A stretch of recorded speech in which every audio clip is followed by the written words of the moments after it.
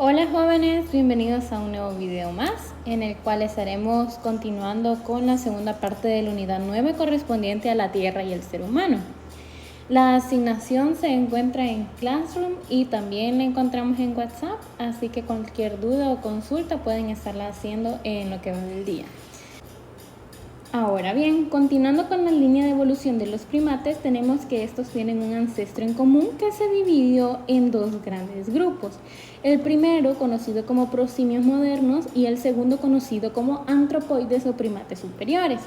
Cuando hablamos de prosimios modernos, estos son primates pequeños a medianos, son arborícolas y usualmente en su mayoría son bastante nocturnos. ¿De qué se van a alimentar? Se van a alimentar de flores, de insectos y de frutos.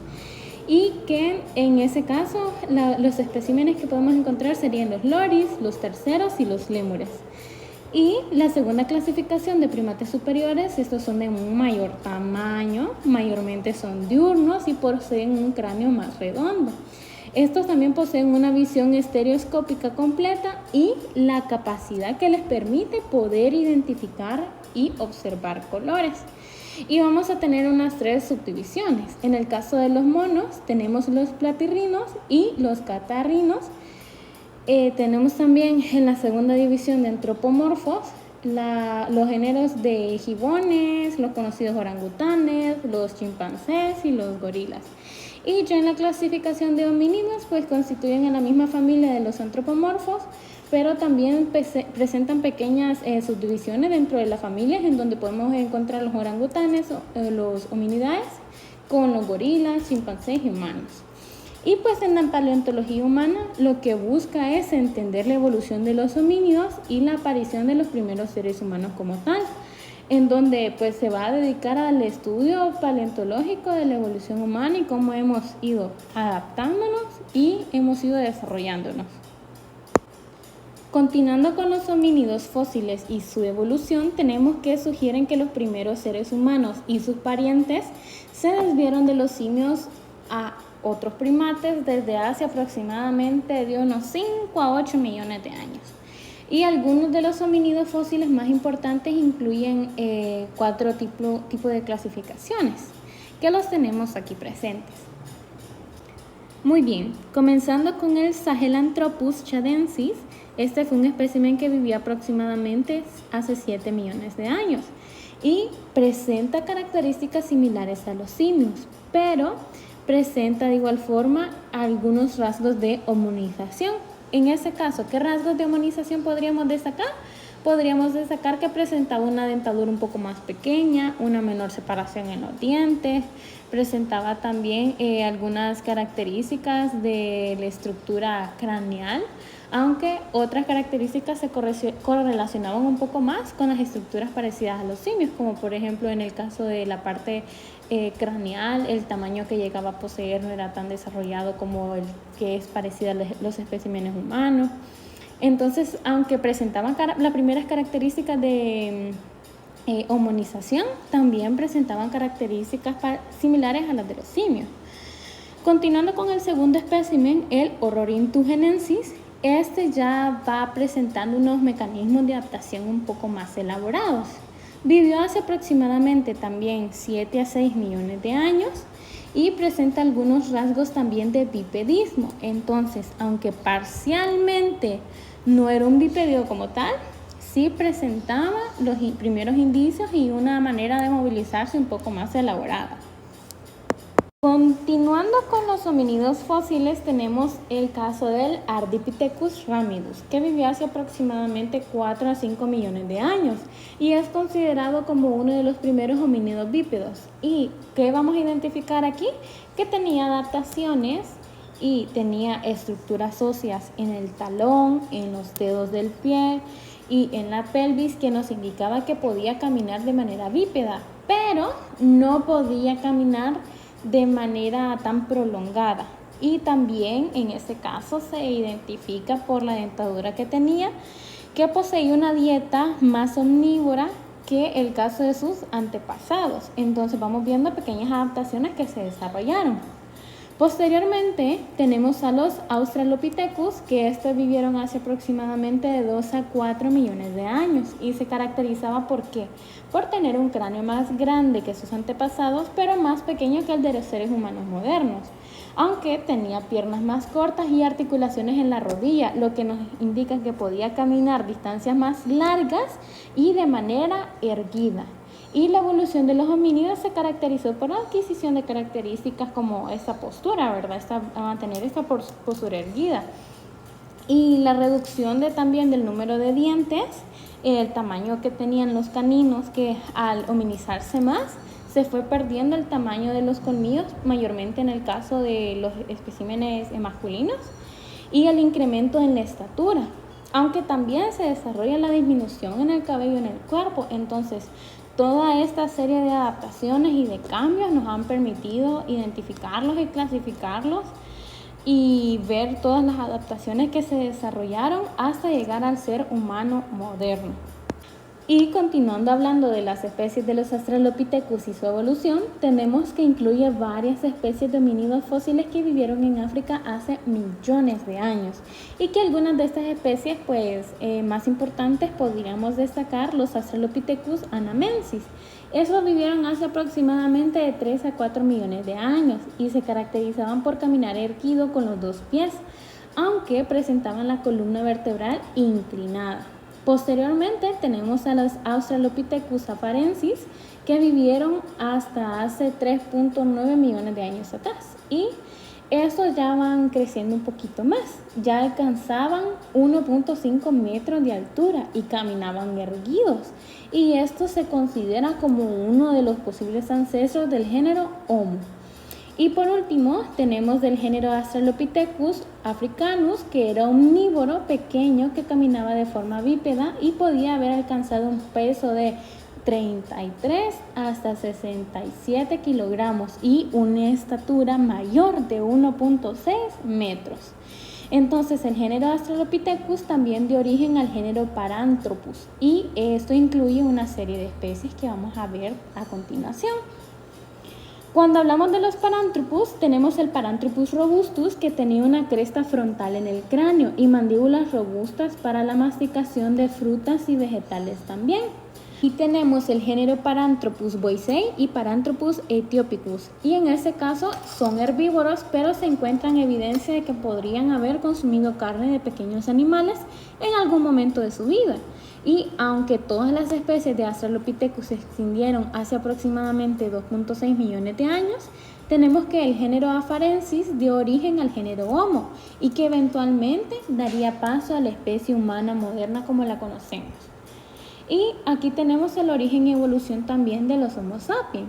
El género Homo se originó a partir de la evolución biológica de los primates, y estos comparten un ancestro en común con los chimpancés y gorilas. Es por eso que hay poca diferencia en el material genético que podemos identificar, es un porcentaje muy bajo. Pero los primeros antepasados de los modernos primates se conocen como euprimates y que aparecieron hace aproximadamente unos 55 millones de años.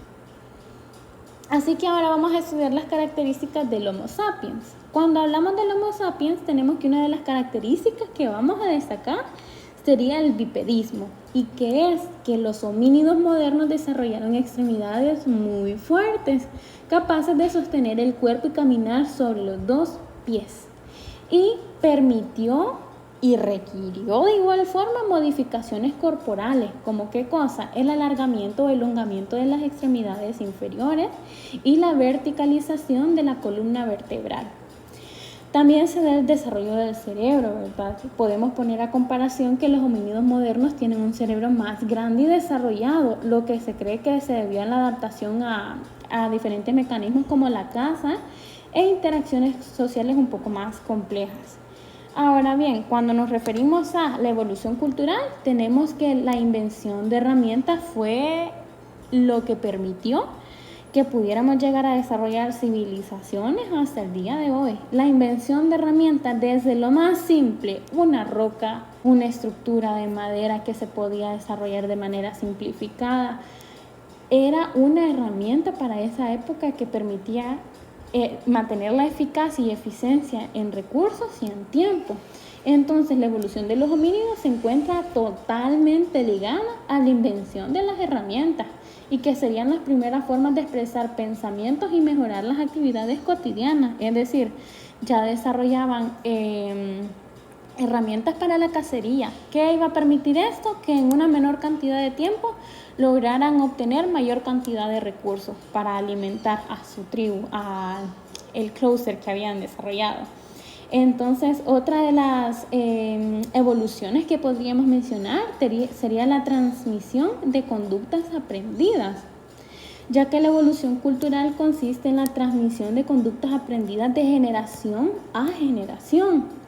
Y esto permitió el crecimiento de la población y la supervivencia de diferentes ecosistemas, permitiéndoles enseñarles cómo podían sobrevivir ahí, qué tipo de alimentos podrían consumir, qué tipo de materiales podrían ellos desarrollar o obtener y cómo se podían obtener. Y la última evolución, que a mi parecer es la que nos ha permitido llegar hasta donde hemos llegado, es dejar de estarnos movilizando y desarrollar como tal una agricultura y una domesticación, ya que el descubrimiento de la agricultura y la domesticación de animales hace aproximadamente 10.000 años incrementó la cantidad de alimento disponible y permitió el establecimiento de poblados más sedentarios, ¿verdad? Entonces, en ese caso, ¿qué observábamos? Que ya no era necesario andar buscando y gastando recursos en la búsqueda de otros nuevos recursos para la población, para la comunidad, a poderlos tener con mayor facilidad, aunque requiriendo una cierta cantidad de tiempo y cierta cantidad de recursos, pero ya tenían por lo menos el alimento asegurado, ya tenían una mayor cantidad de alimentos, ya sabían dónde iban a encontrar esos alimentos. Y de igual forma, el uso de animales, la domesticación de algunos animales para facilitar trabajo pesado, para colaborar en cacería, permitió que el ser humano pudo seguir evolucionando y superando todos los problemas que se le presentaron, ¿verdad? Desarrollando tecnologías y sociedades más complejas.